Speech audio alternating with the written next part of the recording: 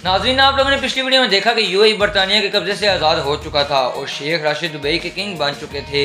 313 million dollar का खर्चा करने के बावजूद भी शेख का मंसूबा नाकाम तो हो गया था, लेकिन आज की इस वीडियो में हम देखेंगे कि आखिर शेख ने इतने बड़े नुकसान के बावजूद भी हिम्मत क्यों ना हारी। नथिंग इज इम्पॉसिबल की दूसरी एपिसोड में आपको खुशामदीद। इस बात में कोई शक नहीं कि 313 मिलियन डॉलर का नुकसान कोई मामूली नुकसान ना था, लेकिन अगर हम शेख के पिछले मंसूबों की तरफ देखें तो हमें मालूम होगा कि पिछले चंद सालों में शेख ने जो भी मंसूबे शुरू किए थे उनमें से उनको किसी भी मंसूबे में नाकामी ना हुई थी।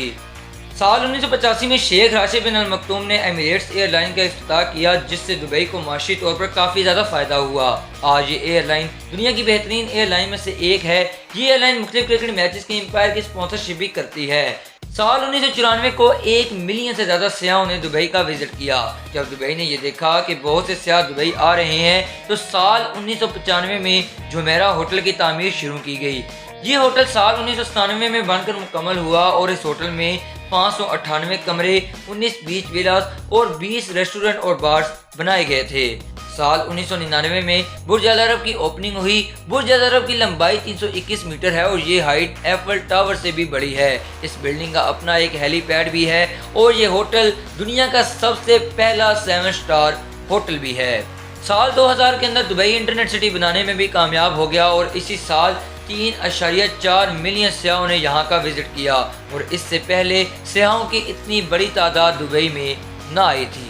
शेख राशिद ये चाहते थे कि ज़्यादा से ज़्यादा सयाह दुबई का विजिट करें और इसीलिए शेख ने साल 2001 में पाम जुमेरा का प्रोजेक्ट शुरू किया। यहाँ पर यह सवाल निहायत अहमियत का हामिल है कि आखिर शेख ने आइलैंड बनाने के लिए पाम ट्री जैसी शेप का इंतखाब ही क्यों किया।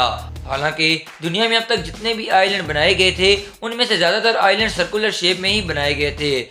दरअसल शेख राशिद बहुत ही ज़्यादा दूरबीन शख्सियत के मालिक है। शेख ने यह सोचा कि अगर सर्कुलर शेप का आइलैंड बनाया गया तो इससे घर सिर्फ एक की साइड पर ही बनाए जा सकेंगे और जिससे बहुत ही कम घर बनेंगे और ऑफकोर्स शेख को बहुत ही कम मुनाफा होगा और शेख ऐसा बिल्कुल नहीं चाहते थे। इसलिए उन्होंने पाम ट्री की शेप को सिलेक्ट किया कि जिससे घर एक दूसरे के सामने कुछ इस तरह से बने कि हर घर को पानी मुयसर आ सके। शेख का ये मंसूबा निहायत ही ज़्यादा खुश आइन साबित हुआ और शेख को मिलियन ऑफ डॉलर्स का फ़ायदा हुआ। साल 2004 में बुर्ज खलीफा की तामीर का काम भी शुरू हो गया और साल 2006 में पाम जुमेरा का प्रोजेक्ट भी बनकर मुकम्मल हो गया और 2007 में इसे लोगों के लिए बाकायदा तौर पर खोल दिया गया। अब इन तमाम शानदार मंसूबों की कामयाबी के बाद भी अगर शेख राशिद बिन अल मखतूम का वर्ल्ड आइलैंड का मंसूबा नाकाम हो भी गया तो उसमें कोई इतनी बड़ी बात नहीं। अलबत्ता शेख को 313 मिलियन डॉलर का नुकसान तो हुआ, लेकिन शेख ने ये नुकसान सिर्फ चंद माह के अंदर ही पूरा कर लिया। साल 2009 में दुबई ने इंटरनेशनल क्रिकेट स्टेडियम बना दिया और इसमें 25,000 से ज़्यादा शायकीन आ सकते थे। अब चूंकि दुबई के अंदर सहराई मिट्टी मौजूद है जो कि क्रिकेट स्टेडियम बनाने के लिए बिल्कुल भी मौजूद नहीं थी, इसलिए दुबई ने पाकिस्तान की सरजमीन से मिट्टी मंगवाई और स्टेडियम तामीर करवाया। यही वजह है कि दुबई क्रिकेट स्टेडियम को पाकिस्तान का होम ग्राउंड क्रिकेट भी कहा जाता है। अगर दुबई के वर्ल्ड रिकॉर्ड की तरफ देखा जाए तो सिर्फ बुर्ज खलीफा के पास 8 से ज़्यादा रिकॉर्ड मौजूद हैं, जिनमें world tallest building, world highest occupied floors, world highest elevator service, world highest sky scrapers, tallest free standing structure, highest residential place, highest night club जैसे बहुत से रिकॉर्ड बुर्ज खलीफा के पास हैं।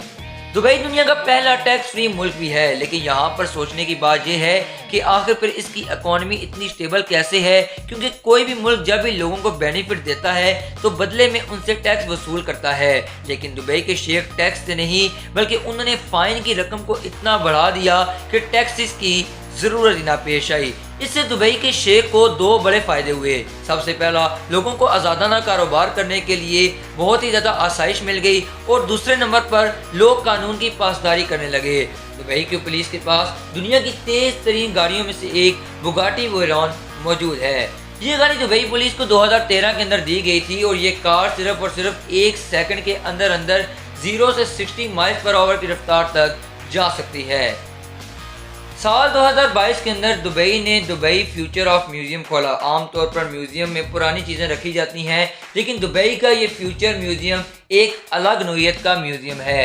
2022 کے اندر اسے عام پبلک کے لیے کھول دیا گیا اور اس کو بنانے کے لیے $136 ملین کا خرچ آیا۔ اس کے اندر دبئی نے اپنے آنے والے دور کے بارے میں پریڈکشن کی ہے اور اس میوزیم کے اندر دنیا کے ہر ایک اسپیشی کا DNA موجود ہے۔ تو یہ تھی دبئی کی کہانی کہ جس نے سچ میں یہ ثابت کیا کہ نتھنگ از امپاسبل۔ کس نے یہ سوچا تھا کہ صحرا جیسا لگنے والا دبئی آج پوری دنیا کی توجہ کا مرکز ہوگا۔ امید کرتا ہوں کہ آپ کو ہماری آج کی ویڈیو پسند آئی ہوگی۔ ویڈیو پسند آئی ہے تو لائک اور شیئر کیجیے، اور چینل پر نئے ہیں تو چینل کو سبسکرائب کر کے بیل آئیکن کو ضرور دبا لیجیے۔ انشاءاللہ ملتے ہیں نئی ایپیسوڈ میں کسی نئی سٹوری کے ساتھ، تب تک کے لیے اللہ حافظ۔